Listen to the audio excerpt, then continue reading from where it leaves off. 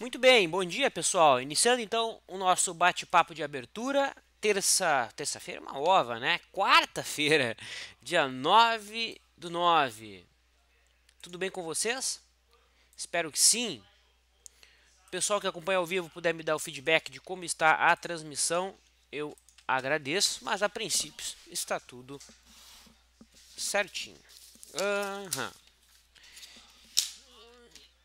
Aí, pronto, agora vocês também não se sentem mais sozinhos. Aqui estou eu. Deixa eu arrumar minha câmera. Legal. E aí, pessoal, um dia bem bonito aqui em Porto Alegre. É calor. Eu não sou muito calor, sou mais do frio, mas é um dia bonito que vale a pena ser apreciado. Tá? Focando então no mercado, a gente tem hoje o índice futuro abrindo em alta, boa alta inclusive, alta de 1,67%. No intraday, o índice futuro vai saindo aí de um movimento de contração no qual participou nos últimos 3 dias. Hoje abriu em gap de alta, rompendo aqui a linha de referência do triângulo, que inclusive tinha três testes, o que dá ainda mais força para essa figura.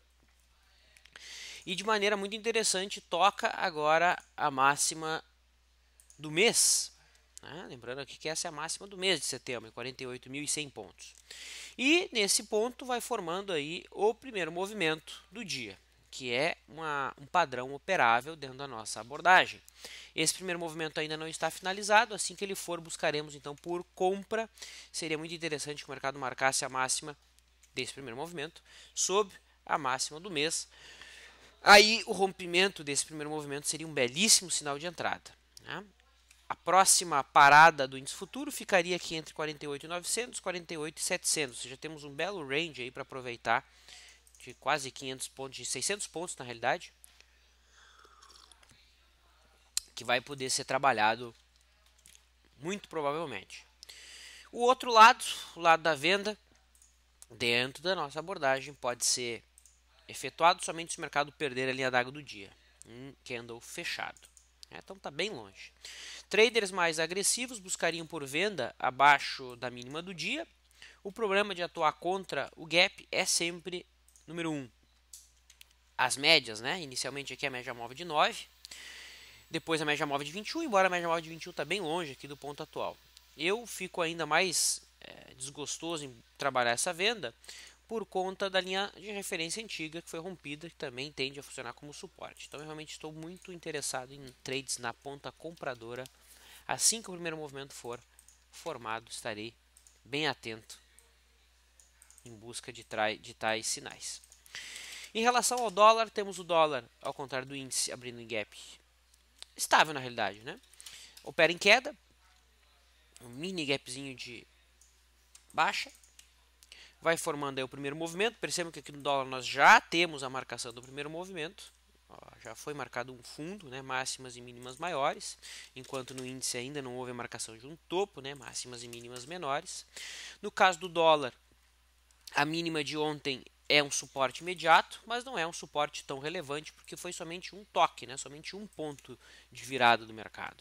Percebam que o suporte mais importante fica aqui na faixa dos 3.770. Aqui temos o antigo topo, um fundo, dois fundos, né? Tanto o fundo do dia 3 quanto o fundinho. Dois fundinhos aqui do dia 13 de setembro. Esse aqui seria o alvo dessa possível venda aí que o mercado pode iniciar. Na ponta compradora, somente acima da linha d'água, né? Tanto para quem segue o nosso modelo, para quem não é tão conservador assim. O objetivo, caso o mercado venha a romper a linha d'água, fica em 3.894 pontos. Okay? Dando um giro aí pelas commodities, a gente tem o milho CCMU, lembrando que a partir de ontem, né, houve a migração aqui do mercado para o contrato X ou não. Vamos ver. CCMX está com 20 negócios, 120 negócios, CCMU está com bem mais. Na realidade, ontem fechou, o X fechou com mais negócios, né? Eu já vou procurar novas posições no X. A partir do momento que o contrato CCMU vire a sua média móvel de 9 para baixo, ela está sendo testada hoje. Eu tenho uma posição aberta aqui desde o dia 20. No momento, uma posição interessante, mercado tocando a máxima do ano, semanal deixando o candle preto, mas ainda é cedo, né? Estamos só na quarta-feira, tem mais 2 pregões ainda. Mas reitero, próxima posição já vamos montar no X, contrato que vence em novembro. Tá? O contrato U vence agora no dia 14. O boi, BGI V15, contrato vencimento outubro, opera em queda de 0,40%. Os preços sentiram aqui a LTB, né, que serviu então de imã aí no curto prazo. Eu acredito que essa LTB deve ser rompida, não simplesmente porque eu acho isso, porque eu torço para isso, mas porque o EFR já fez o rompimento equivalente. Então aqui nós já temos um Advanced Break Up acionado e acionado ainda lá em julho. O alvo do boi fica lá em R$ 151,50. Lá temos retração de 61,8%, fundos anteriores, topos anteriores e nada mais, nada menos que a extensão de 100% do ombro, cabeça, ombro invertido, né? Ombro, cabeça, ombro invertido que foi acionado. O mercado está indo em busca do alvo. O café, para cumprir tabela, leve alta. Ontem deixou um candle comprador, vai superando o máximo, mas não vejo espaço para compra. Logo acima já tem o fundinho anterior. Né? Tem a linha de referência aqui desse possível canal de baixa. Não fico interessado em trades. Posições que temos em aberto. Coloco a situação de Marfrig. Né? Papel já abriu. 6,87. Lembrando que a RP de Marfrig está em 6,99. A gente passou 7,01. Mas esse aqui foi um bug do Profit. Na realidade, colocando na nossa planilha a RP em 6,99. E ali será a RP do trade. Ok? Além disso, temos uma venda de Banrisul em aberto, cujo stop está acima da máxima de hoje. Esses são os três abertos no método Leandro. E também temos Cial3 pelo FR2. Inclusive, Cial3 aparentemente já tocou o alvo. Máxima dos últimos 2 dias, 37,89. 37,89 foi a máxima de hoje. Então, o trade de FR2 já acionou saída. Deixa eu só confirmar qual foi o ponto de entrada. Esse trade foi dado sexta-feira e sexta-feira não estava aí. Então, nas sextas-feiras agora estou dando aula presencial todo mês de setembro, então não estou podendo participar.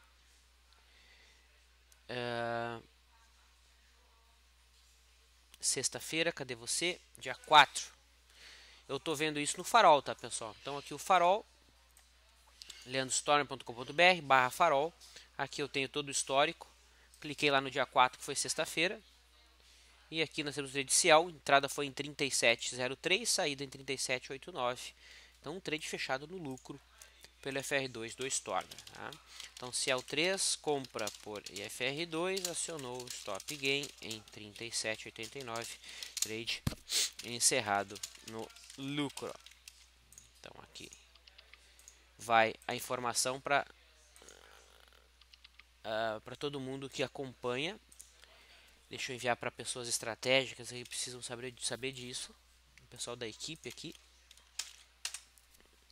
Para os devidos controles. Muito bem. Então temos aí o mercado resumido, introduzido. Posições atualizadas. Já observamos a situação do índice, né? Aguardando aí, então a formação do primeiro movimento para buscarmos os trades na compra. A princípio está sendo formado agora. Tá? Então acima da máxima do dia, compra. E o dólar abaixo aqui dos 3.817, venda, mas em candle fechado, né? O mercado violou, mas não rompeu. E lembro que esse suporte que não me incomoda.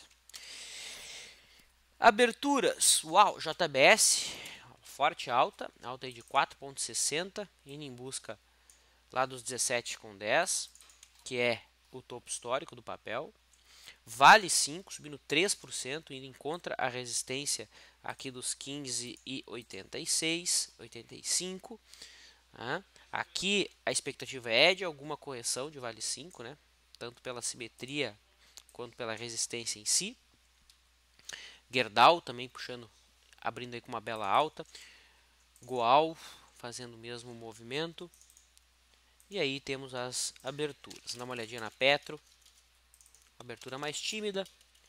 Eu prefiro Petro 3. Itaú também abre em alta de 1,60. Banco do Brasil, BBDC 4, também operando em alta. E o maior par do mercado aí subindo no dia de hoje. Juro, dólar, boi. São os papéis aí que operam em queda. Legal, vamos iniciar então a interação. Começo aqui respondendo a questão do AF Neto. Pediu uma avaliação de Vale, se ela ainda está trabalhando dentro de um alargamento. É possível interpretar, sim, Neto, um alargamento de Vale. Tá? Nós teríamos então, deixa eu ver se eu estou com o gráfico não ajustado, fica mais fácil de ver. Tá? Fica mais fácil de ver esse alargamento no semanal. Tá?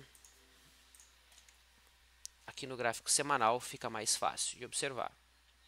Então, se conectarmos essas mínimas, o mercado não perdeu aqui a linha de referência no semanal, né? Ó, acabou fechando acima.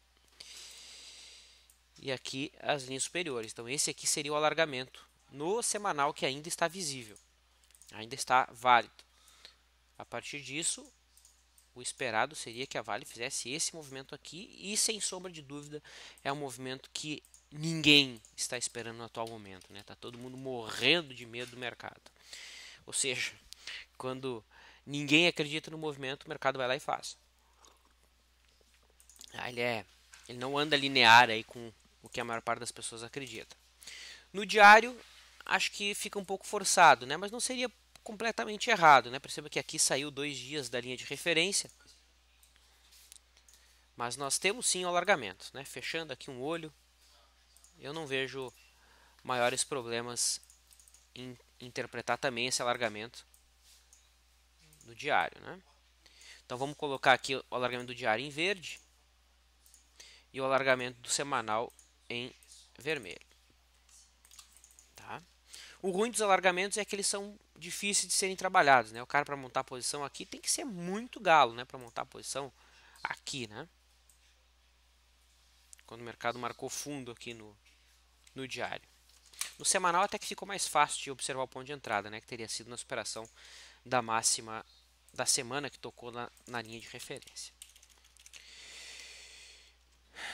O Renato pede como é que ele faz para descobrir exatamente o dia que vence um derivativo, por exemplo, o boi. Renato, olha só, ali no nosso site nós temos uma planilha, tá? E aquela planilha, ela mostra para você algumas informações relevantes. Deixa eu abrir aqui. Excel, cadê você? Excel. Então, espera aí que eu estou carregando informação.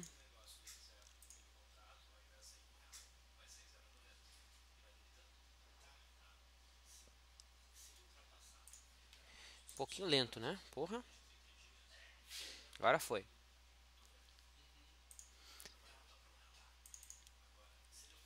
Então, aqui nós temos a planilha número 3, que eu já tenho ela aberta, já tenho ela baixada no computador aqui, não preciso baixar ela de novo, né? Então eu estou abrindo direto pela ferramenta aqui. Onde está você? Onde está você? Aqui.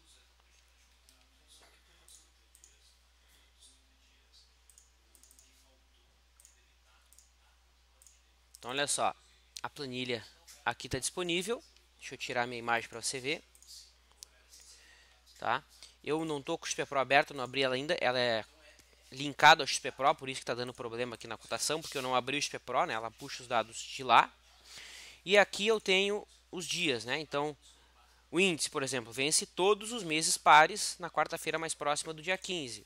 O boi gordo vence todo mês. Né? Qual dia? O último dia útil. Eu quero saber qual é o dia que vence o mini dólar. O mini dólar, vencimento mensal. Né? Que dia? O último dia útil. Vamos pegar aqui o milho. Então, vencimentos: janeiro, março, maio, julho, setembro, novembro. Vence no dia 15. Tá? O que mais? É basicamente isso, né? Café. O café já é um pouquinho mais complexo, né? O sexto dia útil, o anterior ao último dia do vencimento. Enfim, aqui já, o café e a soja tem uma metodologia um pouco mais complexa, né? Tá? Aqui na aba configurações existe um link que ele joga direto lá para o site da bolsa.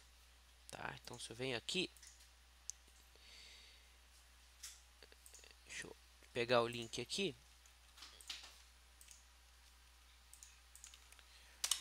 E aí você pode verificar esse tipo de informação também lá no site da bolsa, né? Então, aí os dados, ó, aqui os vencimentos autorizados, tá? Enfim, tudo que você precisa está na planilha, tá? É só baixar ali no site que ela está gratuita. E se você preferir, na planilha tem os links que te jogam para a Bovespa.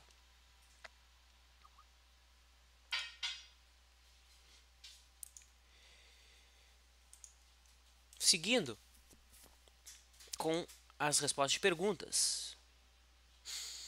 O Rick Fontes diz o seguinte: existe alguma planilha atualizada com os ativos que melhor performam no FR2 no diário? Rick, a última planilha que foi postada tá também lá na área equivalente, tá? Tem uma planilha lá com com essas informações. É a planilha atual. Ela não está desatualizada. A gente muda ela, se não me engano, o Stormer muda ela a cada virada de estação. Então agora no dia 21 ali de setembro, né, quando entra a primavera, a gente muda.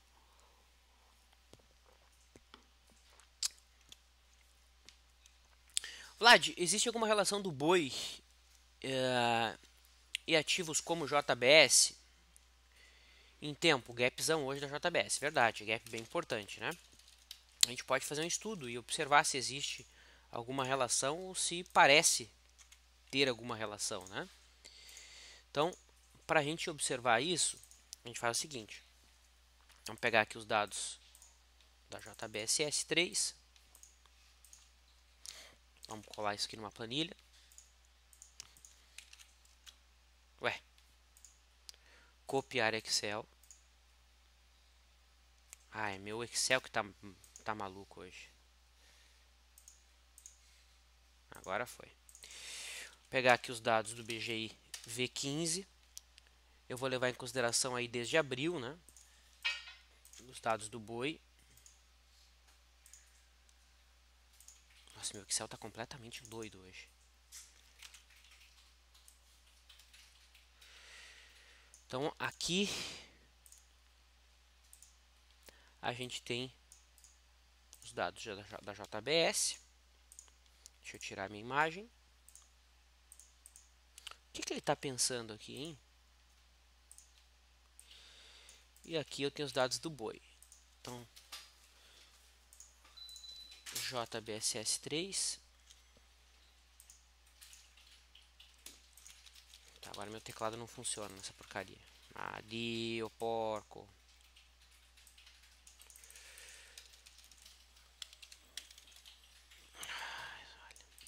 Bom, ruim é que eu não consigo escrever aqui. Ah, agora foi. Bom, eu vou usar os dados então desde abril, né? Que é quando o boi passou a ter liquidez. Então vamos comparar comparar esses dados de abril para cá.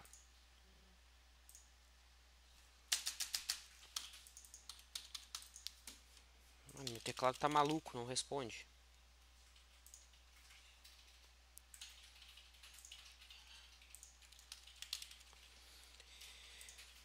Deixa eu fechar meu Excel e abrir de novo, cara. Meu Excel aqui ficou maluco.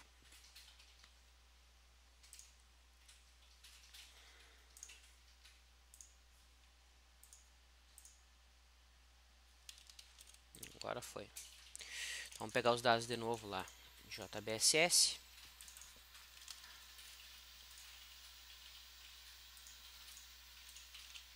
E do boi.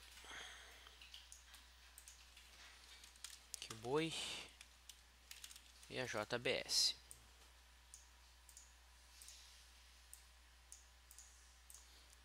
Então vamos ver se tem alguma relação entre esses dois mercados, tá? Vamos descobrir aqui a variação percentual em log, tanto do boi quanto da JBSS. Vamos selecionar esses dados desde o começo de abril.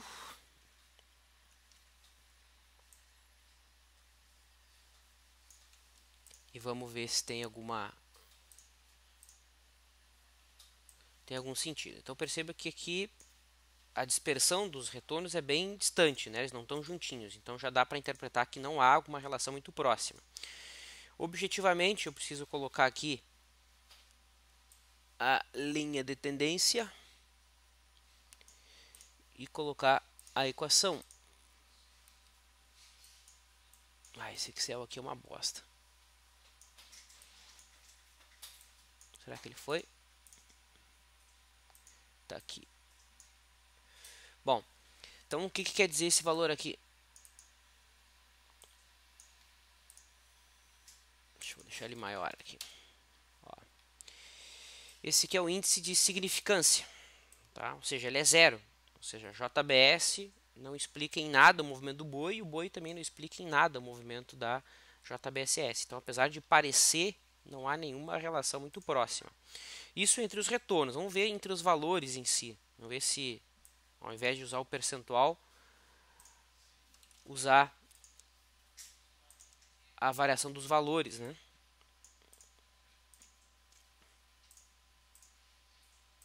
Ó, ainda assim, né? Muito baixo. Esse R2 aqui, para ser significativo, ele precisaria ser maior que 50. Então, ou seja, o movimento do JBSS é explicado somente em 10% pelo movimento do boi. Então, apesar de parecer ter uma relação de serem mesmo mercado, né? Afinal, o JBS é frigorífico, não tem nenhuma relação estatística muito forte, não. Tá?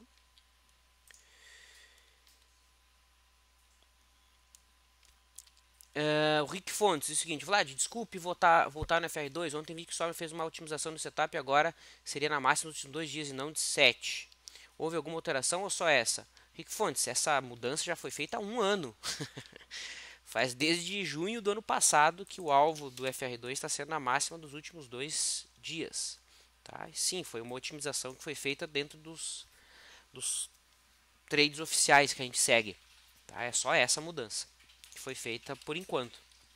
Tá? Então, basicamente é só isso. Tem que olhar aquela lista, o ativo que está naquela lista no dia, se ele for o ativo mais forte, é a entrada. Por exemplo, hoje, né? Vou ter que ver qual o papel da lista. Provavelmente a CCRO seja um papel da lista. Clabin é outro papel da lista. Eu sei que de cabeça a gente sabe. Então tem que ver, se eu tivesse que escolher entre KL e BN.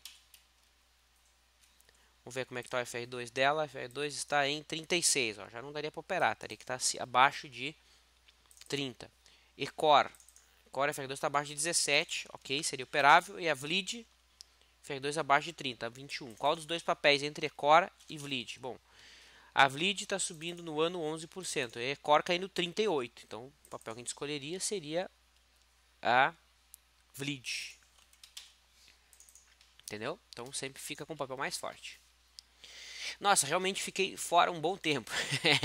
Faz mais de 1 ano já que a atualização foi feita. Bom, o Paulo diz o seguinte: fiz uma trava de alta Itaú, estou no lucro, mas não tenho liquidez para sair. Qual a desvantagem de ser exercido no vencimento? Olha, a grande desvantagem é que você tem um giro maior de capital, né? E por ter um giro, você acaba pagando o emolumento mais caro. Tá? A desvantagem é essa. Tá?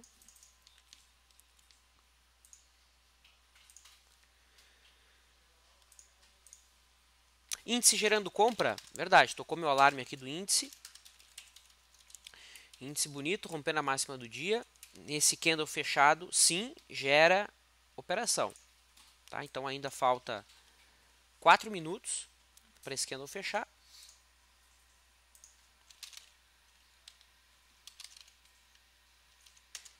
E nesse candle fechado, a gente vai montar a posição. Por exemplo, onde é que estaria o stop? O stop precisa respeitar no mínimo 20% da média da volatilidade. De acordo? Tá? Nesse caso, seria então 0,68%. Se eu colocar o stop abaixo da mínima do candle que está rompendo, é um stop muito curto. Se eu coloco o stop abaixo da mínima do dia, dá para dar ali exatamente o 0,68. Senão dá para trabalhar um stop abaixo da mínima do dia. Tá? Reitero, tem que esperar esse candle fechar. Se não fechar, não tem trade. O Gangsta também está de olho aí no índice futuro, pensando em montar uma posição. O Reaper diz o seguinte: quais os sites você usa para acompanhar cotações do petróleo? Olha, eu não tenho o costume de verificar e acompanhar outros mercados de perto, assim, mas quando eu quero dar uma olhada, eu gosto desse site aqui, ó, que é o Investing. Tá? Eu gosto desse site aqui. Eu acho ele bem organizado. Tá? Vem aqui em preço de commodities.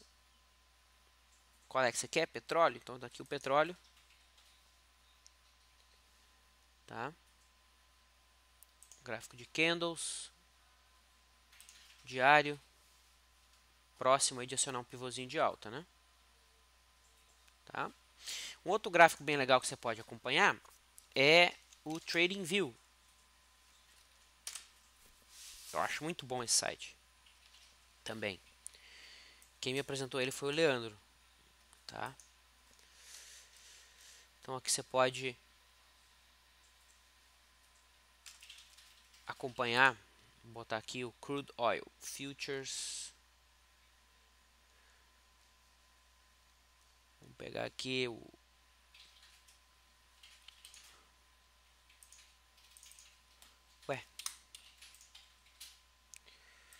botar o gráfico da Apple aqui. Então aqui vê o movimento aqui da Apple. Então tá aí, ó. Esse aqui é o gráfico semanal a princípio, né? Ok? Então vem aqui no gráfico diário. Aí o gráfico diário parece o gráfico diário, né? Um dia. Não, tá estranho isso aqui. Aqui o mensal. Os últimos 5 anos gráfico semanal. Último ano, aqui o gráfico diário. Tá? Um gráfico bem interessante. Um site bem interessante. tradingview.com.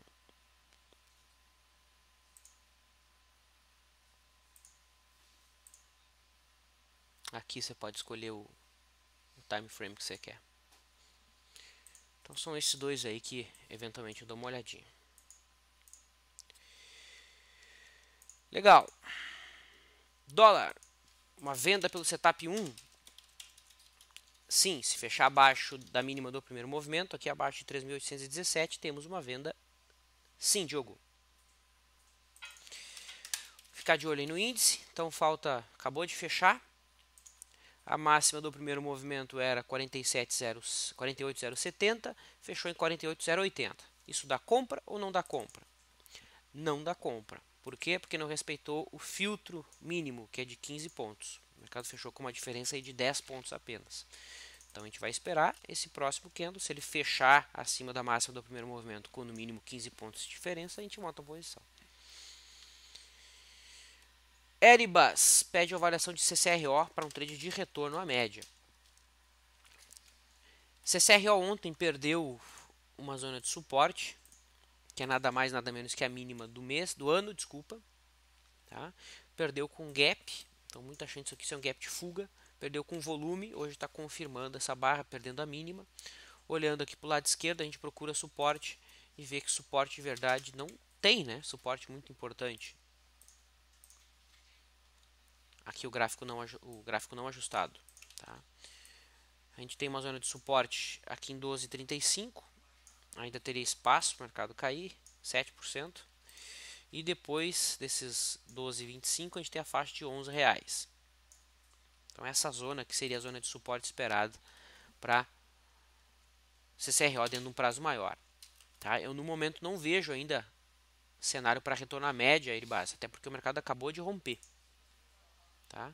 Entendo que existe uma boa distância da média, 9%, mas como a volatilidade aumentou, esses 9% não é muito. Tá? Então eu não estou tão ansioso assim para montar trade de retorno à média, não. Nunca fiquem ansiosos para montar trade de retorno à média, né? São os mais difíceis de serem operados, ok? Tem que ter muita audácia aí para conseguir operar de maneira sustentável. Petro vai rompendo o primeiro movimento, diz o Paulo. Ainda é cedo, Paulo. No caso da Petrobras, o primeiro movimento só vai fechar lá às 11 horas, a não ser que você esteja utilizando o gráfico de 5 minutos. E ainda assim, nos 5 minutos já daria para interpretar, né? Se fechasse acima dos 8,85. É questão de estilo. Eu gosto de Petro no intraday, não há resistências relevantes acima dos R$ 8,85. Próxima resistência só lá em 9,20. Então o papel está livre aqui para subir sem maiores problemas no intraday. Eu gosto de Petro no intraday, é um papel que a gente vai observar de perto. Legal, ficaram algumas questões que eu não vou conseguir responder. Eu vou fechar esse chat respondendo aqui a questão do Luiz, que ele diz o seguinte: Vlad, bom dia, ainda não sou cliente da Leandro Stormer, estou pensando em me tornar, gosto muito dos seus comentários, te acompanho há 2 semanas. Ele acabou de pedir comentário de Petro, já acabei respondendo. Então, Luiz, eu aproveito para convidar não só você, mas todos os amigos que ainda não operam com a gente, para que façam isso. Nós acompanhamos o mercado o dia todo no LS Live. 85% do tempo, 90% do tempo o Busy é quem acompanha, focado no intraday, mas também monitorando operações de swing trade. O Stormer também entra, eu eventualmente também entro. Tá?